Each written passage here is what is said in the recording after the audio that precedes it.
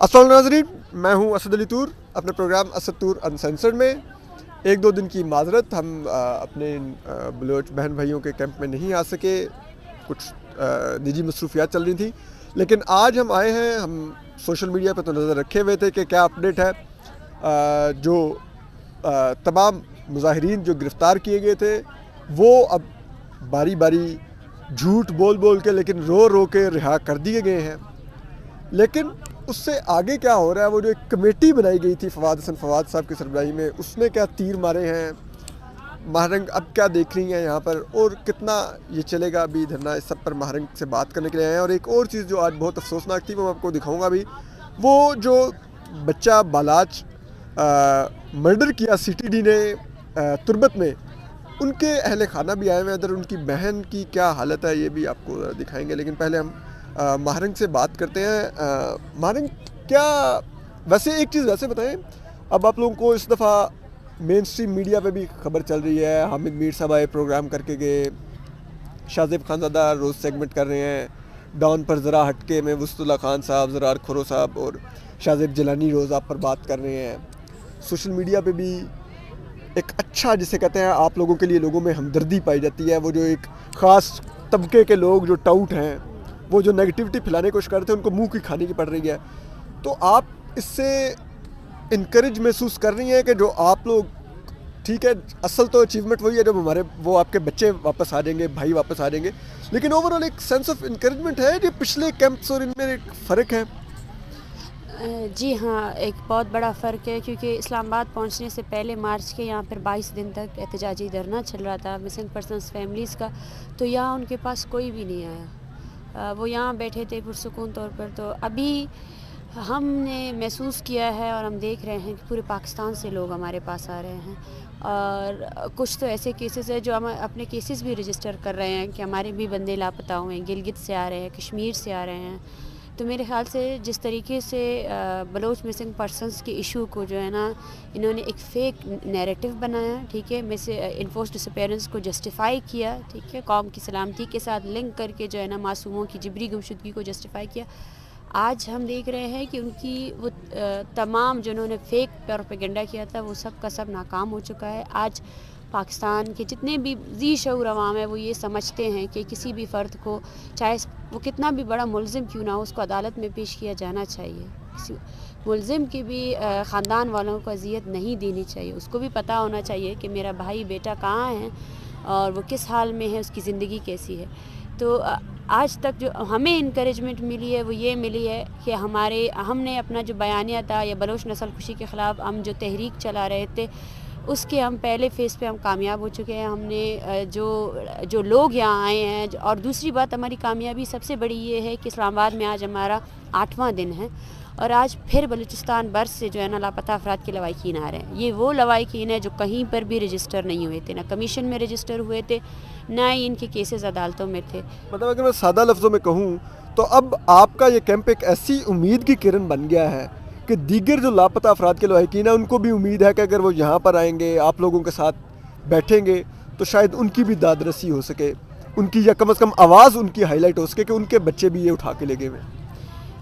बिल्कुल ऐसा ही है। अगर आप बलूचिस्तान की तारीख़ देखेंगे तो बलूचिस्तान में जो ख़वातीन हैं वो सियासी तहरीकों में हर टाइम मुतहर्रिक रही हैं, लेकिन इसके कंपैरेटिवली पश्तून और सिंधी जो है वो उनका वो कम रहा है। आज हमारे कैंप में मानसेरा सी एक माँ आई है जो बोल रही है मेरे बेटे को 10 साल से अगवा किया है, एक पश्तून है, और जब मैं उससे सन पूछ रही हूँ उसको वो भी याद नहीं है। उसके मोबाइल में बस उसके बेटे की एक ही तस्वीर है, उसके पास उसकी NIC भी नहीं है। तो जब ये हौसला है हमारा, हम जब उनको हौसला दे रहे हैं कि भाई आप लोगों ने खामोश नहीं रहना है, ये तो खुश है कि हम गुमशुदा करते जाए और इसके ख़ानदान वाले उसको भूलते जाए। हमें उनको बार बार याद दिलाना है, हमारी मूवमेंट ही इसलिए है कि हम उनको बार बार याद दिलाते रहे कि हमें पता है आप हमारे प्यारे उठा कर लेकर गए हो, और वो उनके लिए हम खामोश नहीं होंगे। तो ये हमारी उम्मीद है, ये हमारी इनकरेजमेंट है। मेरे ख़्याल से جتنا میرا اندازہ ہے یہ ہے کہ بلوچ مسنگ پرسنس کا جو ایشو تھا وہ ہمیشہ صرف بلوچستان تک محدود کیا گیا تھا، لیکن اوور آل انفورسڈ ڈس اپیئرنس کو جسٹیفائی بھی کیا گیا تھا۔ آج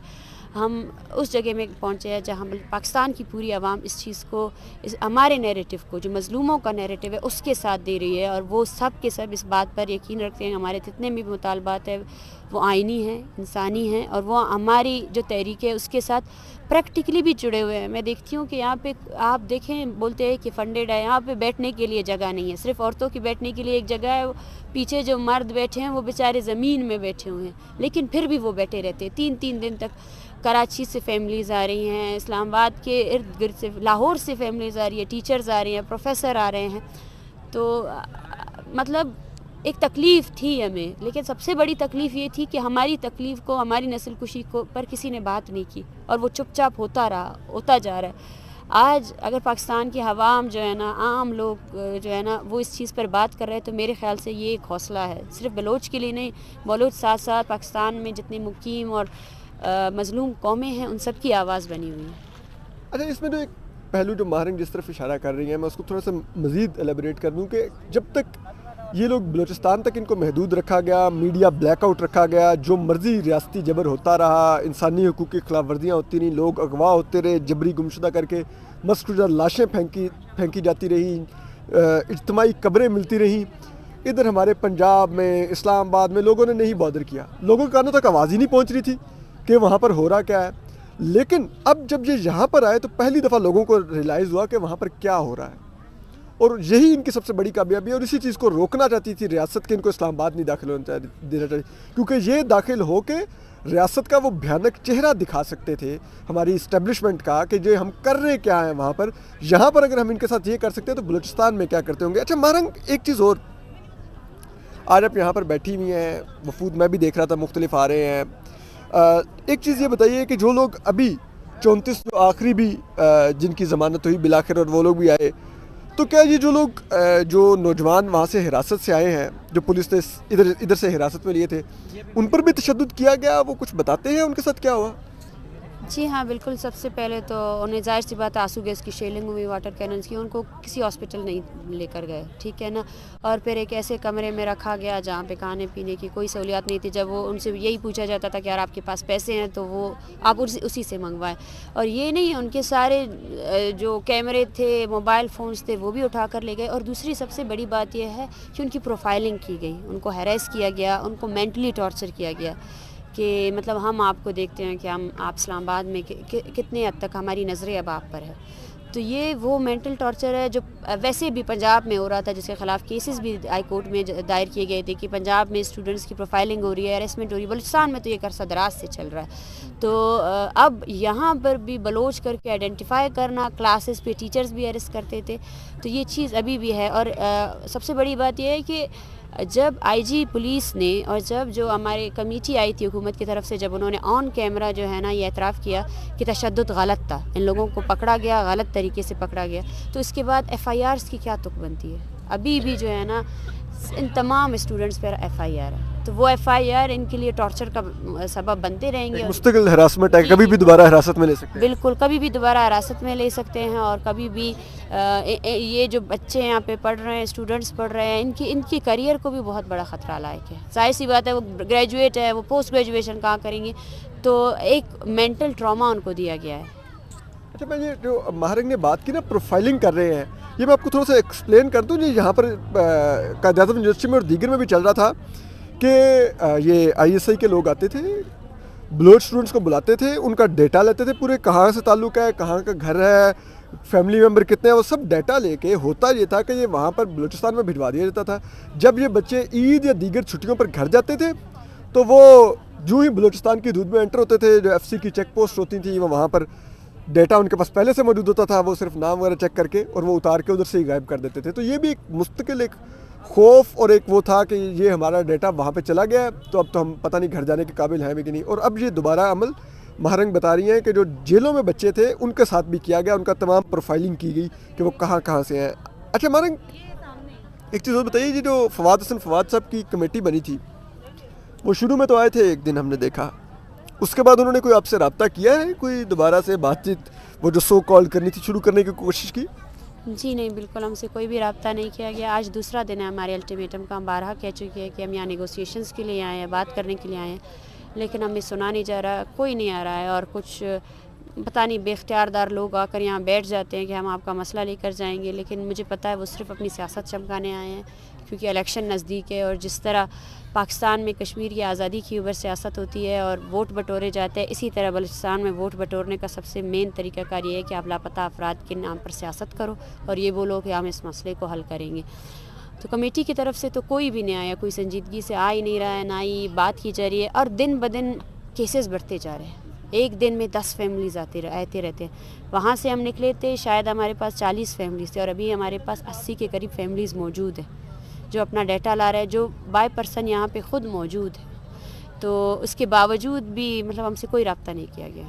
کسی نے کوئی فواد حسن فواد, مرتضیٰ سلنگی صاحب یا وہ کسی اور نے کوئی آپ سے رابطہ نہیں کیا؟ جی نہیں, بالکل بھی نہیں. اور ہمیں تو یہ بھی وہ لائق ہے کہ شاید وہ کمیٹی بنائی نہیں گئی تھی, اور وہ صرف اس لیے بنائی گئی تھی کہ شاید راتوں رات آ کر جو ہے نا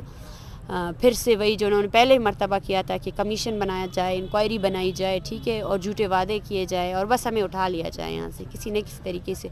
کیونکہ ہم نے اسی ٹائم ہی انکار کر دیا تھا کہ ایسی کوئی چیز نہیں ہے کہ آپ ابھی کر سکتے ہو اور بعد میں نہیں کر سکتے ہو, ٹھیک ہے. ہم انکوائریز کے نام پہ, کمیٹیز کے نام پہ یہاں پھر سے نہیں اٹھیں گے, کیونکہ آپ کے پرانے کمیٹیز جو ہے نا سارے کے سارے مشکوک ہے. کمیٹیاں بنتی ہیں نہ ہی اس کے تمام رزلٹ کبھی بھی اوپن نہیں کیے گئے, پبلک نہیں کیے گئے کہ کمیٹی نے کون سا کام کیا ہے.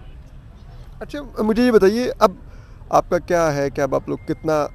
عرصہ یہ کیمپ جاری رکھیں گے؟ کیونکہ ایک بڑی ایک امید تو جاگی ہے اس کیمپ سے, جس طرح لوگ آ رہے ہیں آپ سے رجوع کر رہے ہیں, تو کیا آپ اس کو کنٹینیو رکھیں گے یا آپ کو لگتا ہے کہ سم سٹیج آپ اس کو وائنڈ اپ کر کے آپ لوگ واپس چلے جائیں گے؟ کیا آپ لوگوں کی اسٹریٹجی ہوگی؟ دیکھیں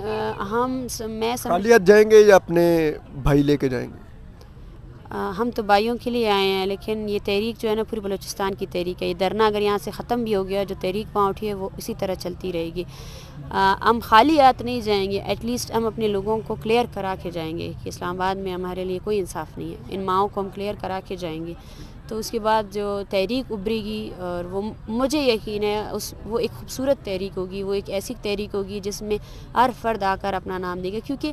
آپ دیکھیں, جب کوئی فرد اپنے پیاری کی کیس کی رجسٹریشن نہیں کرتا تو اس کے دل میں کہیں نہ کہیں اس قانون کے ساتھ جو ہے نا وہ ہوتا ہے کہ شاید یہ لوگ چھوڑ دیں,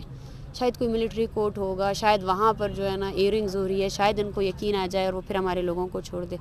لیکن اتنی بڑی جدوجہد مار کھانے کے بعد یہ مائیں کچھ تو ایسی ہے کہ میں ان کے چہروں پہ صرف نا امیدی دیکھتی ہوں, اور وہ نا امیدی ریاست سے منسلک ہے. وہ نا امید اپنے لوگوں سے نہیں ہے, وہ نا امید اس ریاست سے ہے جو مسلسل جو ہے نا 14 سالوں سے ان کے بیٹوں کو لیے ہوئے ہے, اور اتنی بڑی تحریک اور اتنے مسلسل ہم آتے رہے ہیں, اس کے بعد بھی ریاست کی جانب سے ان کو جواب نہیں دیا جا رہا ہے. الٹا ان کو ہیریس کیا جا رہا ہے, الٹا انہی کے پیاروں کو اور جگہوں سے جو ہے نا جبری گمشدگی ہو رہی ہے. بہت شکریہ مہرنگ, آپ کو بتا رہی تھی. بات یہ ہے, فواد حسن فواد صاحب کی کمیٹی بنائی گئی, اس کمیٹی نے پہلے دن ایک جھوٹی پریس کانفرنس تو ضرور کی اور یہاں پر آئی واش کے لیے ایک دن آ بھی گئے, لیکن چیز یہ ہے کہ اب وہ کام نکل گیا تو اب وہ کمیٹی بھی غائب ہے. بڑا افسوس ہوتا ہے, فواد حسن فواد صاحب نیب کی قید میں رہے تو بڑے انقلابی شاعر بن گئے, شعر پڑھنے لگ گئے, شعر لکھنے لگ گئے, اور ان کے اس انقلابی شاعری کی ویلیو اتنی تھی کہ اب ایک اسٹیبلشمنٹ کے سلیکٹڈ کیئر ٹیکر گورنمنٹ میں بیٹھے ہوئے ہیں اور ان کے پپٹ کے طور پر